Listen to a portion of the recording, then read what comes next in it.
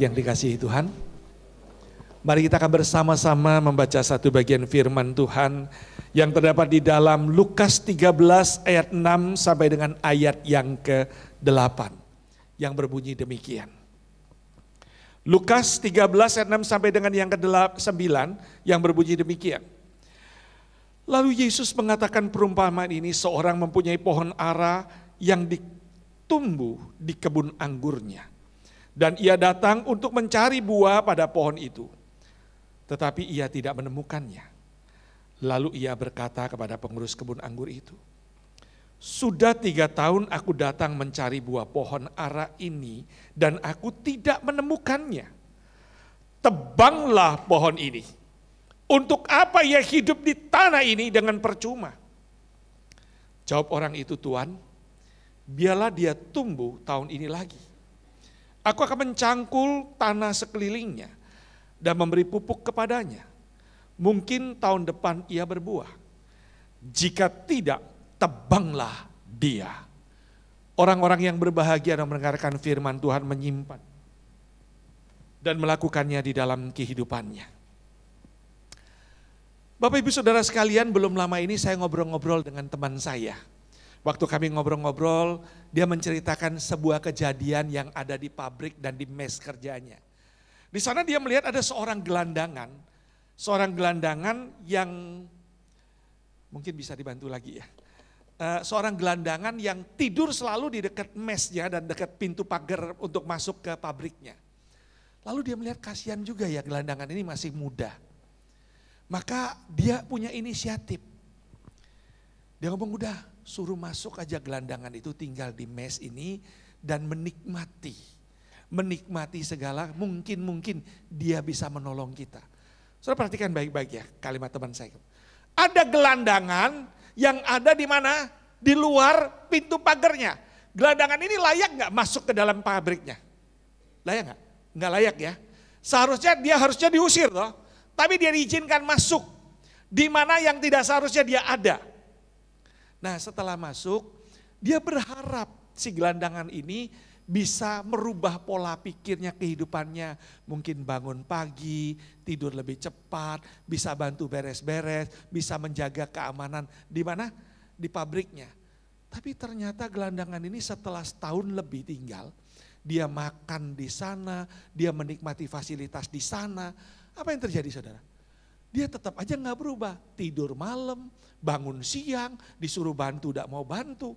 Akhirnya lama-lama kira-kira kalau saudara jadi pemiliknya, apa yang ada di pikiran saudara? Bocah ini satu orang ini, gak ada gunanya kan?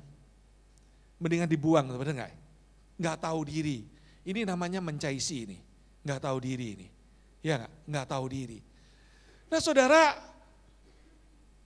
teman saya terus ngomong sama ininya, sama stafnya atau sama manajernya, dia ngomong, saya mau kasih tahu dia, diberikan kesempatan. Kalau enggak akan diusir keluar. Waktu disampaikan saudara, yang namanya gelandangan kalau tinggal sudah sadar, kalau disampaikan, daripada gua diusir keluar lagi dan enggak boleh ada di dekat sini, wah jadi bahaya dong, bener gak? Dia malah ngancam, dia bilang, kalau berani usir saya akan tuntut, saya minta ganti rugi. Ini orang benar-benar luar biasa ya. Hausin pu hau pau. Ya, dikasih hati minta rempelo. Ya, ini namanya kurang ajar ini saudara. Teman saya marah benar saudara. Kalau begitu sudah, tidak usah tunggu waktu lagi. Panggil polisi, panggil keamanan, seret keluar. Diseret akhirnya keluar saudara. Diusir keluar. Nah saudara, kalau kita melihat orang seperti ini, kita akan ngomong, ini orang gak tahu diri. Tapi saya mau kasih tahu saudara, kisah orang yang tidak tahu diri ini bukan sekedar orang-orang yang seperti ini saudara. Tapi kadangkala kita ini juga menjadi orang yang sering kali tidak tahu diri. Bilang sama kanan kiri, jangan-jangan lu juga orang yang gak tahu diri di hadapan Tuhan. Ya, sudah dikasih hati sama Tuhan, minta rempelo. Bener gak? Nah itulah yang digambarkan Tuhan di dalam firman Tuhan yang kita baca hari ini di dalam Lukas 13. Di sana ada sebuah gambaran yang sangat sederhana tapi sebenarnya itu sangat menusuk hati kita saudara. Di mana digambarkan di situ ada sebuah pohon ara tumbuh di kebun anggur. Saudara perhatikan baik-baik, pohon ara tumbuh di kebun anggur. Sudah dijelaskan kan, pohon ara tumbuh di kebun anggur, berarti itu habitatnya apa? Habitatnya anggur, tempatnya anggur, bukan tempatnya pohon ara. Muncullah si pohon ara ini. Sebenarnya kalau tempat yang benar apa yang dia? Cabut dong, dibuang dong. Ngapain lu tumbuh di sini? Nah kalau dia dikasih tumbuh di sana, artinya apa? Special case. Special case, benar nggak? Sama, saya mau kasih gambaran saudara. Engkau dan saya ini adalah orang berdosa. Orang yang tidak layak dikasihi Tuhan, orang yang tidak layak diberikan pengampunan. Benar nggak? Seharusnya dihukum dan dibinasakan. Engkau tidak bisa termasuk dalam kumpulan anak-anak Tuhan. Menikmati berkat kasih Tuhan, tidak layak. Tapi moro-moro engkau itu masuk. Masuk nih, masuk di lingkungan anak-anak Tuhan. Itu namanya apa? Loh, saya tanya kok diem sih. Itu namanya apa saudara? Anugerah. Kesempatan itu adalah anugerah membuat kamu bisa hidup di sana. Yang seharusnya tidak ada, kamu dapat anugerah. Nah setelah kita masuk di sana, boleh nggak kita ngomong, itu karena gua ini pinter, itu karena gua ini hebat, itu karena gua ini layak. Berani ngomong gitu? Berani nggak? Nggak seharusnya kan? Nggak seharusnya. Nah inilah gambaran yang Tuhan ngomong. Waktu saya baca ini saya tersinggung saudara. Kalau saudara baca ini nggak tersinggung, benar-benar bebal kita ini saudara. Saya tersinggung saudara. Tuhan tuh mau ngomong gini loh. Andreas lu tuh udah ada apa-apanya. Kalau lu hari ini bisa jadi hidup melayani saya itu karena kemurahan saya. Kamu udah ada apa-apanya. Jadi kalau kamu itu cuman hidup tok percuma, mati aja katanya. Ngerti gak? Istilahnya kasarnya ngomong gitu, mati aja. Sama dengan pohon ara ini. Untuk apa dia hidup percuma di sana? Hidup tok, tumbuh subur tok, makan menikmati fasilitas. Sudah diizinkan hidup menerima anugerah. Sudah itu apa? Mendapatkan semua yang ada. Yang diberikan kepada pohon anggur dia juga terima. Sama gak saudara? Itu yang terjadi bukan dalam hidup kita. Tuhan memberkati, Tuhan menuntun, Tuhan memelihara, Tuhan mengawasi kita. Seharusnya kita itu sungguh-sungguh bersyukur saudara. Aku bisa hidup menjadi anak-anak Tuhan. Tapi harus ingat ketika Tuhan menempatkan kita menjadi anak-anak Tuhan bukan cuma hidup doang saudara. Pohon ara itu ada di kebun anggur bukan suruh cuma hidup doang. Tuannya berharap apa? Minimal keluar buah dong. Bisa dimakan buah ara itu, benar gak? Nah saudara celakanya dia gak tahu diri, gak bermanfaat. Sudah hidup gak bermanfaat saudara. Makanya tuannya datang 1 tahun, dia lihat. Pohon aranya sudah subur, gede, nyedotnya berapa banyak tuh vitamin dari pupuk-pupuknya si anggur itu toh. Wah, dia lihat, gak berbuah. Oh tahun pertama sudahlah ada apa-apalah. Biasa toh. Sama kan dengan kita kan, jadi anak Tuhan, sudah bertobat nangis, Tuhan pulihkan hidup saya, Tuhan baik sama saya, haleluya. Tahun pertama, kalau dulu dia waktu jadi diselamatkan menjadi pendekar, sekarang dia tetap pendek dan kekar gitu ya. Tetap aja saudara, tetap aja gak berubah, gak apa-apa baru 1 tahun. Tahun kedua datang, gak berbuah lagi saudara. Tahun ketiga datang, gak berbuah lagi. Kira-kira kalau saudara punya buah, tanaman yang seharusnya buah, tahun pertama, tahun kedua, tahun ketiga, nggak tumbuh apa yang terjadi? Saudara saya pernah tanam pepaya saudara. Saya pernah tanam pepaya. Saya sudah cari bibit katanya pepaya Bangkok. Saya tanam di depan gereja saudara. Saya tanam, saya pupukin, saya siramin, tumbuh gede. Seneng saya saudara. Makin gede, seneng saya saudara. Waktu dia keluar bunga saudara, saya pikir itu bunga bakal dapat pepaya Bangkok. Saya kan senang makan pepaya saudara. Makan buah itu 1 saya bisa habis sendiri saudara sehari. Saya senang sekali saudara. Nah saudara, begitu lihat kok Bunganya bukan bunga keluar buah, bunganya kok panjang. Panjang-panjang. Wah ini banci saya bilang ini. Ini pasti pepaya laki ini yang cuman bisa dimakan bunga pepayanya. Saya emang gak suka makan bunga pepayanya dan daun pepaya. Saya lihat, bener. Saudara saya nggak bisa bebok lagi saudara.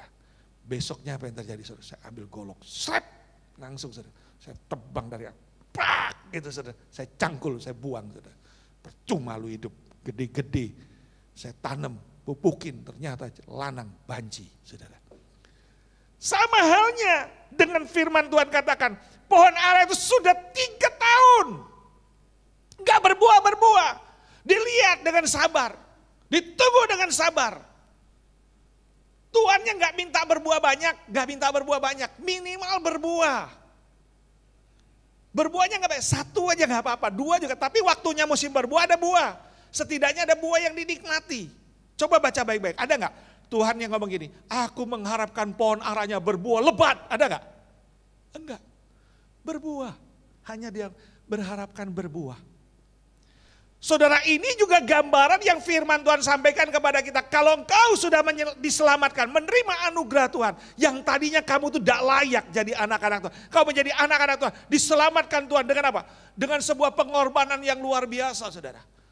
Ditebus dengan kematiannya di atas kayu salib. Dia Allah yang sempurna turun ke dunia. Yang ujung-ujungnya untuk mati, untuk menyelamatkan engkau. Sudah diselamatkan masuk dalam lingkungan anak-anak Tuhan. 1 tahun, 2 tahun, 3 tahun. Tuhan juga mengharapkan berbuah juga bukan cuma sekedar gini loh. Saya sudah jadi orang Kristen, saya pasti masuk sorga. Tunggu dulu. Diselamatkan oleh anugerah untuk engkau berbuah. Dengar kalimat, bilang sama kanan kiri. Diselamatkan oleh anugerah bukan cuma untuk masuk sorga, untuk kamu berbuah. Bagaimana kamu bisa masuk sorga berbuah aja enggak? Benar enggak? Jadi jangan dibalik-balik, jadi jangan anugerah itu jadi murahan. Makanya saya bilang orang Kristen itu tidak sadar. Anugerah yang mahal jadi murahan. Jangan saudara. Ketika kita menerima anugerah itu saudara, Tuhan berharap kita ini bermanfaat. Mungkin kita tanya, Pak buah apa Pak? Jelas sudah dikatakan. Kalau engkau itu orang yang mengenal kasih karunia Allah, engkau yang sudah menerima anugerah Allah, kamu sadar tadi kamu tuh hidup di sini dalam kondisi akan binasa. Tuhan pindahkan kamu ke sini. Menjadi orang yang apa? Penuh sukacita, damai, sejahtera. Jadi pola hidup di sana tuh sudah tidak boleh ada lagi, setuju gak? Gak boleh ada lagi. Pola pikir di sana sudah ada, pola pikir kamu di sini. Maka si pohon ara itu diminta apa? Sedikitnya kamu punya manfaat. Kalau kita ini orang yang sudah sadar, kita punya pola pikir untuk kita bermanfaat. Menghasilkan buah-buah roh yang ada di dalam apa? Galatia 5 ayat 22 dan 23. Oh sudah Pak, saya kan satu-satu Pak dari 9 buah roh kan saya cuman kasih saja Pak. Omong kosong saudara. Baca baik-baik tuh Alkitab. Kalau engkau mau menumbuhkan buah roh, tidak pernah satu, lengkap. Jadi kasih, sukacita, damai, sejahtera, kesabaran, kemurahan hati, kelemah lembutan, semuanya itu harus lengkap semua, 9 itu. Itu baru buah yang sempurna, 1 buah itu dihitung, itu 1 buah. Kalau kamu tidak lengkap 9, itu namanya buah setengah, busuk. Bilang sama kanan kiri, sudah belum menghasilkan 9 buah roh. Kalau belum kamu itu buah busuk. Bilang kanan kiri, supaya kita sadar. Buah busuk itu. Tuhan tidak pernah teleng-aleng. Tuhan bilang, aku sudah kasih kamu hidup, aku sudah berikan kesempatan. Aku berharap kamu itu bermanfaat, menghasilkan buah, menghasilkan sesuatu. Saudara-saudara, saya bayangkan gak saudara, kalau kita hari ini sudah menerima anugerah itu, kalau kita semua bermanfaat, 1 orang 1 buah saja. Ada banyak berkat yang kita berikan bagi dunia ini. Amin gak? Banyak berkat gak? Orang akan merasakan kehadiran kita, wow luar biasa ini orang Kristen. Pola pikirnya, pola hidupnya, pola kerjanya luar biasa. Karena dia orang yang berbuah. Tapi sekarang saudara, kalau saya dengar-dengar tentang orang Kristen, hatiku senep saudara. Senep. Saya kalau jalan pagi, kalau saya olahraga renang, terus ngomong, Bapak pendeta ya, enak ya jadi pendeta ya. Ake duwe yo. Waduh. Saya pengen ngomong, ayo kamu gantian jadi pendeta kayak saya. Ake duitnya enggak. Terus ada yang ngomong, itu gereja itu loh. Perpuluhannya, wah 1 bulan, 1 minggu itu MM-an. Sini ember-emberan. Saya bilang gitu. Ya gak? Saudara lihat saudara. Terus saya jengkel saudara, saking saya jengkel. Jangan protes terus kasih MMN di sono. Yang goblok siapa ayo? Saya tanya, yang goblok siapa ayo? Yang goblok yang ngasih atau yang minta? Jawab dong, maaf saya. Yang bodoh siapa saudara? Nah ini dia, ini jangan nyalain lagi pendeta, jangan nyalain ini lagi saya bilang. Yang salah ya ini, kita kepecut gitu loh saudara. Contoh yang belum lama ini di Amerika saudara pendeta bilang, saya Tuhan ngomong sama saya, engkau harus belikan saya pesawat jet pribadi. Dibelikan saudara, pesawat jet pribadi untuk pelayanan. Terus ngomel-ngomel, kok pendeta minta jet pribadi, kok Tuhan minta jet pribadi. Memang Tuhan tidak perlu jet pribadi. Tuhan langsung ngangkat, celep hilang sudah saudara, seperti Filipus, benar gak? Ini dia saudara.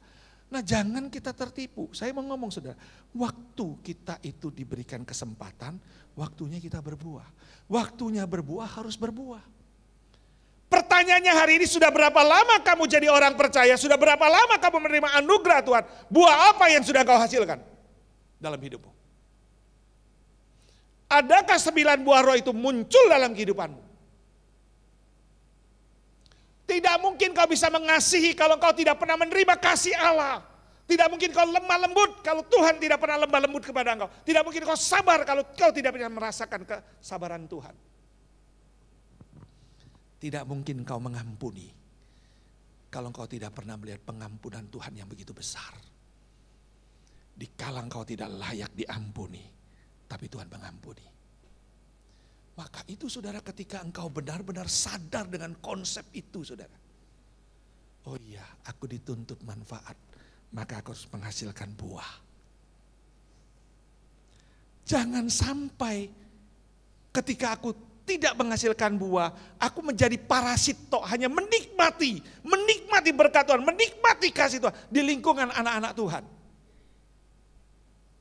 Itu kan yang terjadi dengan pohon ara, benar gak? Dia menikmati, menjadi parasit di antara apa? Kebun anggur. Sekarang banyak gak yang parasit saudara? Di tengah-tengah kehidupan anak-anak Tuhan, banyak. Saudara, banyak orang ke gereja, kenapa saudara? Supaya, maaf ya saudara, saya gak ngeritik ya saudara. Bisa-bisa dapat bantuan. Bisa-bisa dapat berkat, perhatian. Dia bukan cari Tuhan. Dia cari untung dari Tuhan. Hati-hati. Hati-hati. Tapi ada juga, enggak loh saya memberi Pak. Betul memberi. Kamu kasih ikan teri, kamu pengen ikan kakap kok. Bener gak? Kamu kayak mancing Tuhan gitu loh. Tuhan gua kasih ikan teri ya, ikan seluang ya, ikan kecil ya. Supaya Tuhan nanti kasih aku kakap atau hiu ya Tuhan. Kalau bisa sekalian paus Tuhan. Kamu lupa, tali pancingmu kecil, putus, bilang gitu. Ya, jangan begitu saudara. Jangan. Tuhan gak mau seperti itu. Tuhan gak mau jadikan kita parasit. Datanglah ke hadapan Tuhan dengan sebuah kesadaran. Aku ini sudah menerima anugerah yang besar, yang seharusnya mati binasa. Tapi aku hari ini boleh menjadi anak-anak Tuhan yang dilayakkan di hadapan Tuhan. Itu amin gak? Amin gak? Itulah. Dan jangan menjadi parasit, tapi kita ngomong, setidaknya aku harus menghasilkan buah. Enggak penting berapa jumlahnya, tapi setidaknya ada buah. Amin.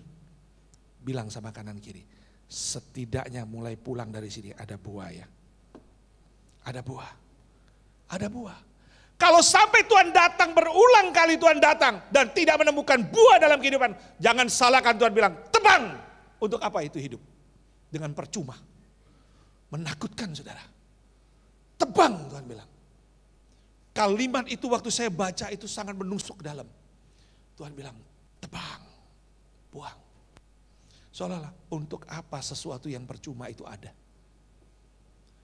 Jangan saudara dan saya pikir gini, sekali selamat tetap selamat. Saudara, kapan tahu saudara selamat atau tidak? Kapan? Kalau engkau memang percaya Tuhan, engkau benar-benar menyadari menerima anugerah, pasti ada buah. Kalau kamu tidak berbuah, artinya kamu sebenarnya tidak pernah percaya, tidak pernah sungguh-sungguh menghargai anugerah itu. Itu penting saudara. Maka jangan salahkan Tuhan bilang, tebang. Tapi saudara bersyukur sekali saudara. Waktu tuannya sudah marah, tebang. Tetap diberikan kesempatan terakhir. Bukan second kesempatan ya, bukan kesempatan kedua saudara, tapi kesempatan terakhir. Kenapa? Karena penggarap kebun itu bilang, Tuhan kasih 1 tahun lagi deh Tuhan. Kalau dia berbuah, aku akan keduk pinggirnya, sekelilingnya. Aku akan lebih perhatian, aku lebih merawat dia, supaya dia berbuah. Saya mau tanya, pohon ara ini sebenarnya layak gak dia hidup? Layak gak sekali lagi hidup? Enggak. Tapi karena kemurahan Tuhan, kemurahan sang penggarap kebun anggur itu, ditahan lagi setahun.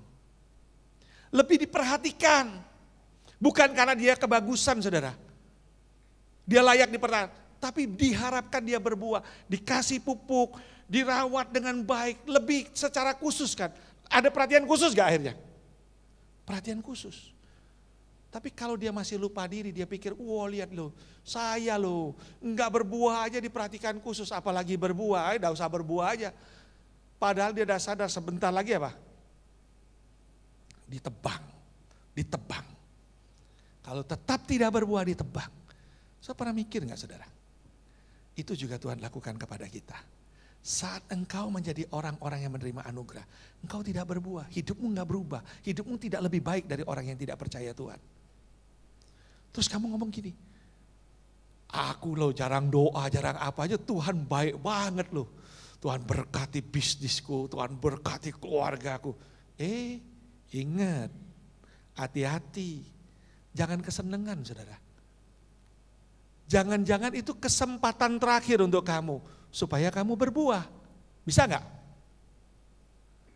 Aku lebih diperlakukan lebih khusus. Tunggu dulu, kalau sesuatu yang khusus-khusus tuh nanya. Kok bisa khusus ya?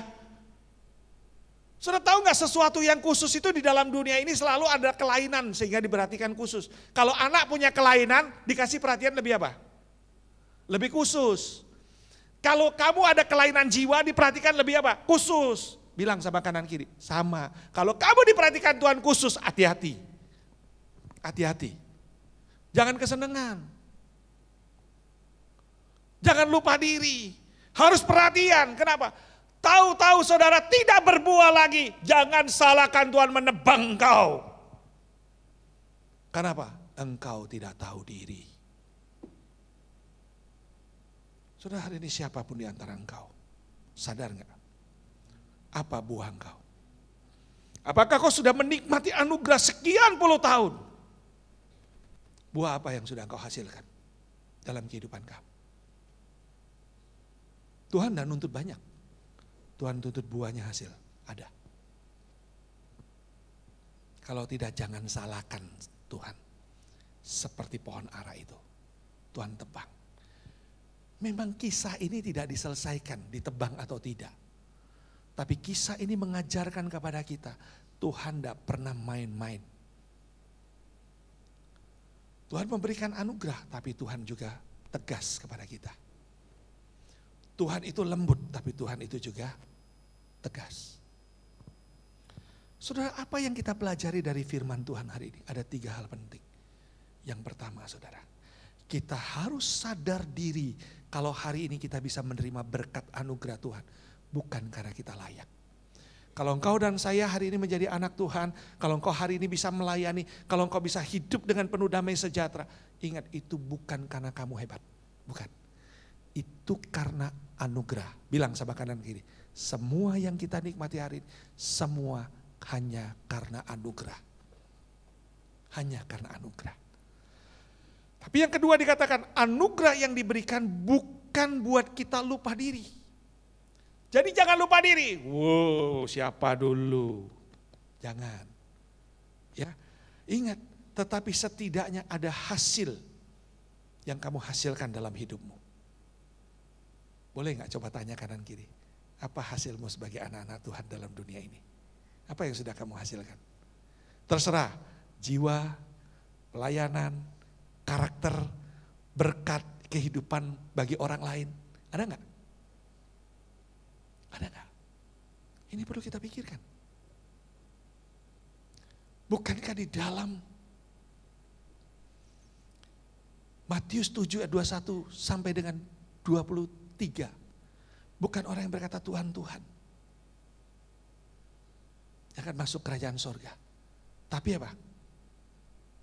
Mereka yang hidup sesuai dengan kehendak apa? Tuhan. Mereka ngomong, Tuhan aku sudah ngusir setan. Udah urusan. Artinya apa? Tuhan ngomong, buahnya mana? Buah itu apa? Teladan hidup. Teladan apa yang sudah kamu contohkan? Ini yang Tuhan mau katakan. Yang ketiga, hati-hati ya. Yang ketiga ini perlu perhati. Hati-hati. Jangan-jangan anugerah terakhir yang kita dihadapkan Tuhan untuk segera berbuah. Siapa yang hari ini berani ngomong, oh masih lama hidup saya. Kesempatan tidak pernah terulang. Cepat berbuah. Kita tidak tahu besok kita berbuah atau tidak. Setuju?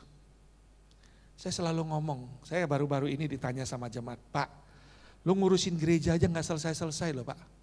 Sibuk-sibuk ngapain Bapak pergi ke Kupang, ya buka sekolah di sana, gratis punya sekolah, sekolah murah, ada asramanya, mikirin izinnya, ketemu sama orang-orang, maaf ya, susah berpikirnya, nah kemudian menghadapi tantangan berat, ya cari dana lagi.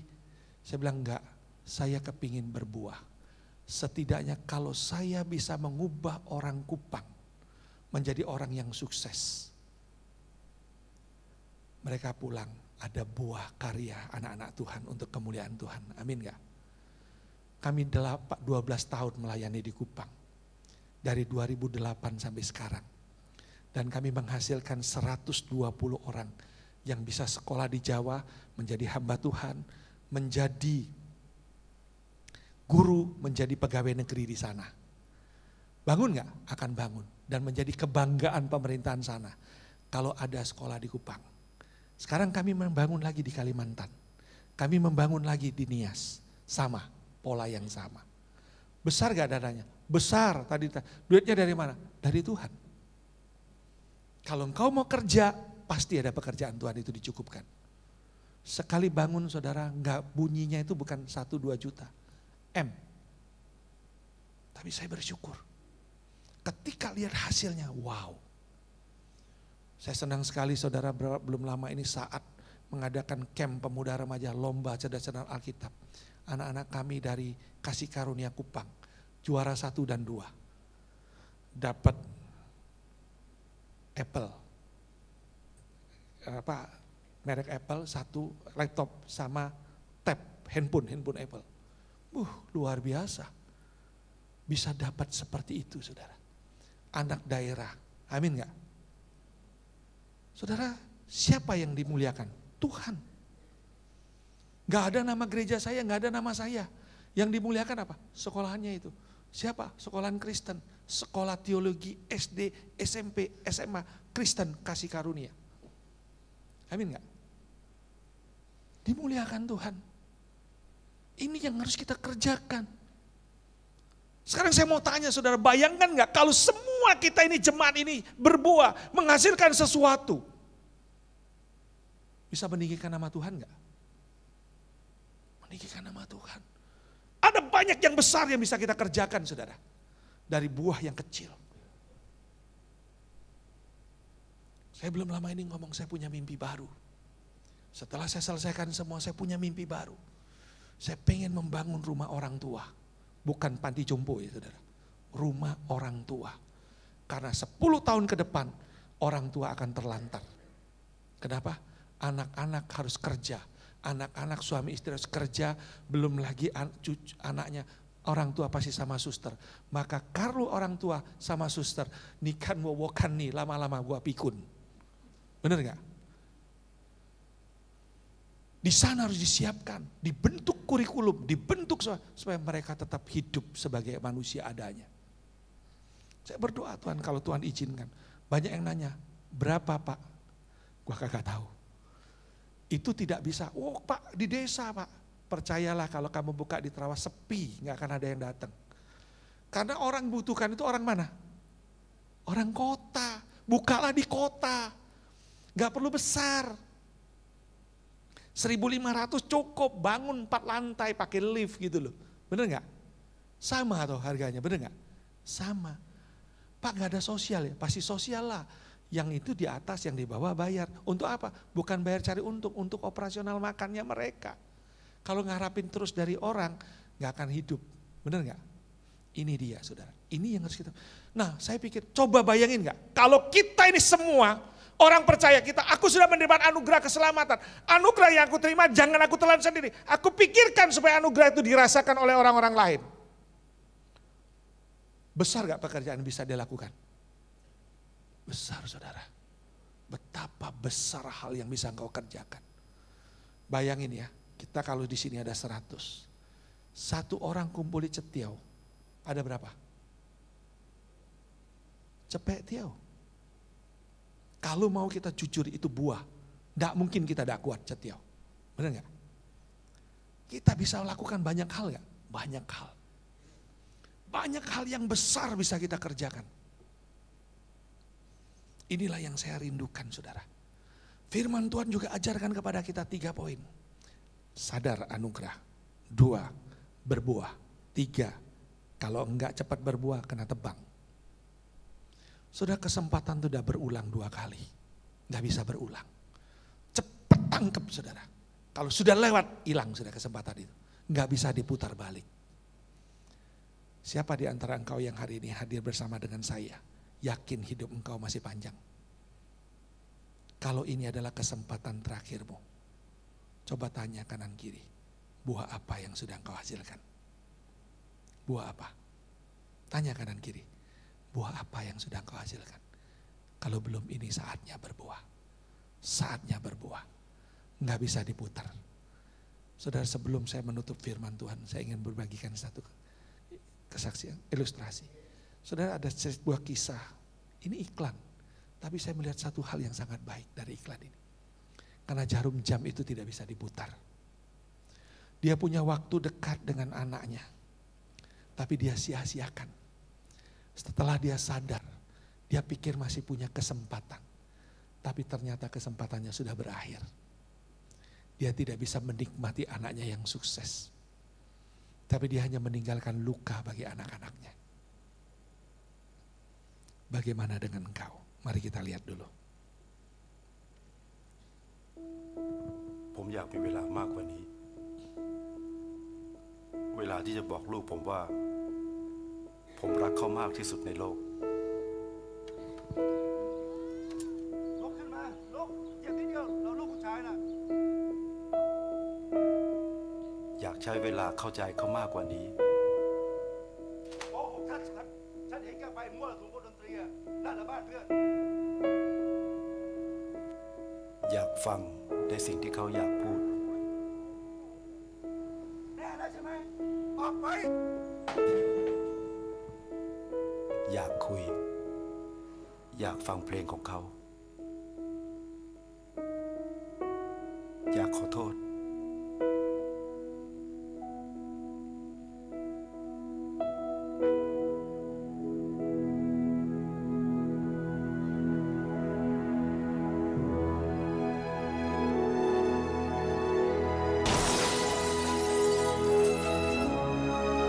ก็อย่างที่ผมบอก ผมอยากมีเวลามากกว่านี้ เวลาที่จะได้ทำในสิ่งที่ผมยังไม่ได้ทำ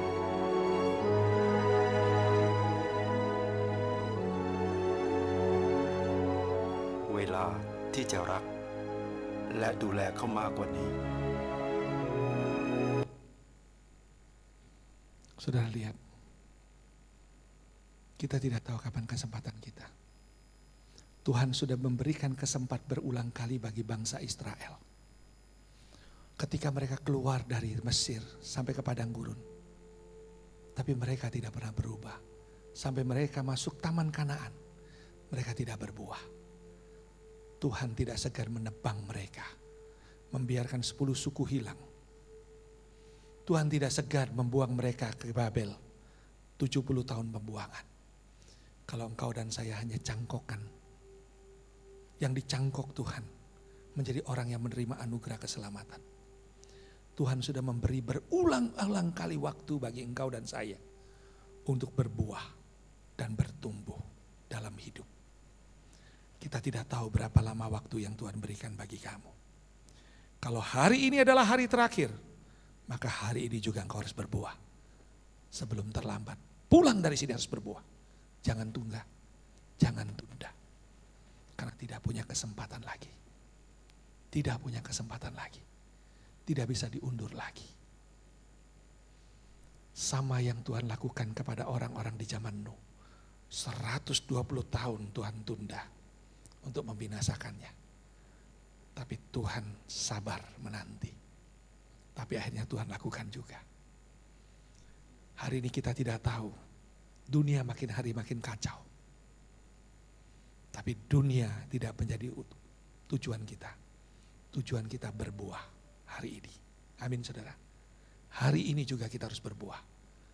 Mungkin ini kesempatan terakhir sebelum kita ditebang. Mari kita tunduk.